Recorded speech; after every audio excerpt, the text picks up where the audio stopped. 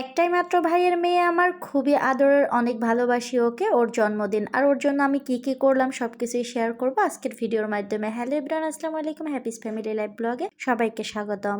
একটু একটু কথা শিখেছে কেবলমাত্র, আর সে আমাকে ফোনে বলতেছিল ফুপি আমার পায়জামা লাগবে। ওর ভাষাটা একটু অন্যরকম ছিল, আমি তো স্পষ্টভাবেই বলেছি। তাই তো ওর জন্যই পায়জামা তৈরি করতেছি নিজের হাতে। শুধু যে পায়জামা তৈরি করেছি তার মধ্যেই কিন্তু সীমাবদ্ধ না, ওর জন্য আরো অনেক কিছু আমি কিনেছি। জিনিসগুলো হয়তো খুব দামি না, কিন্তু প্রত্যেকটাতে আছে ফুপির অনেক আদর আর ভালোবাসা। আল্লাহ আমার ছোট্ট রাজকন্যাকে সবসময় হাসি খুশি আর সুস্থ রাখুক। সত্যি কথা বলতে আমি আমার ফ্যামিলির মানুষকে অনেক বেশি ভালোবাসি। আমার জীবন দিয়ে হলেও যদি তাদেরকে ভালো রাখতে হয় সেটা আমি করার চেষ্টা করি, আমি আমার সামর্থ্য অনুযায়ী। আর এই যে কাপড়টাও এনেছিলাম ওর জন্য বানাবো বলে, কিন্তু কাপড়টা একটু কম হয়ে গেছে, তাই আর ওটা দিয়ে বানানো হলো না।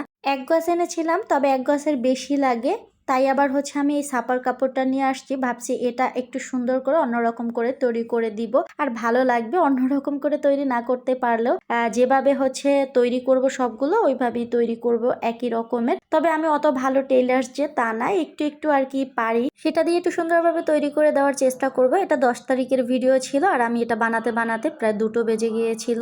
আর অনেক ভালো লাগতেছিল, মনের এক কোনায় এত বেশি ভালো লাগা ভালোবাসা কাজ করতেছিল, সেই অনুভূতিটা আমি কাউকে বুঝাতে পারবো না। আর পাশে লেস দিয়ে দিয়েছিলাম, এত সুন্দর হবে আমি বুঝতে পারিনি। আর এই যে দেখেন 2টো 1 বেজে গেছে অলরেডি, 10 তারিখ। আর আমি অলরেডি কিন্তু ওর জন্য এগুলো বানিয়ে পাঠিয়ে দিয়েছি, তবে ব্যস্ততার কারণে এই ব্লগটা আমার আপলোড করা হয়নি। অলরেডি আমি কিন্তু তৈরি করে ফেলেছি, আপনাদেরকে একটু দেখাচ্ছি কেমন হয়েছে, অবশ্যই কমেন্টে জানাবেন। আর আমার কাছে এত বেশি ভালো লাগতেছিল, একটু বড় করেই বানিয়ে দিয়েছি, কারণ ছোট হলে সমস্যা, বড় হলে একটু ছোট করা যাবে, কিন্তু ছোট হলে তো একদমই সমস্যা হয়ে যাবে, পড়তে পারবে না। এত সুন্দর লাগতেছিল আমার কাছে, লেস দেওয়ার পরে অনেক ভালো লাগতেছিল। আর ওদের অনুভূতি আমি এখনো শুনিনি যে ওদের কাছে কেমন লেগেছে। আর এই যে এখানে ওর জন্য গেঞ্জি কিনেছি, এখানে আমি ওর জন্য 6টি গেঞ্জি কিনেছি।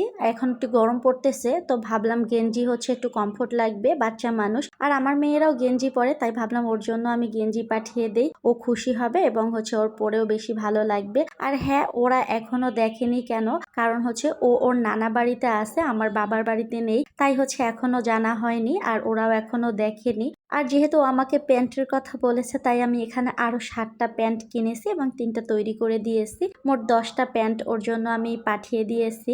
এত সুন্দর ছিল এই প্যান্টটা, অনেক ভালো ছিল, কাপড়টা অনেক ভালো ছিল, আমার কাছে অনেক ভালো লাগছে। আর এই যে ওর জন্মদিনের জামা, এটা একটু স্পেশাল ছিল।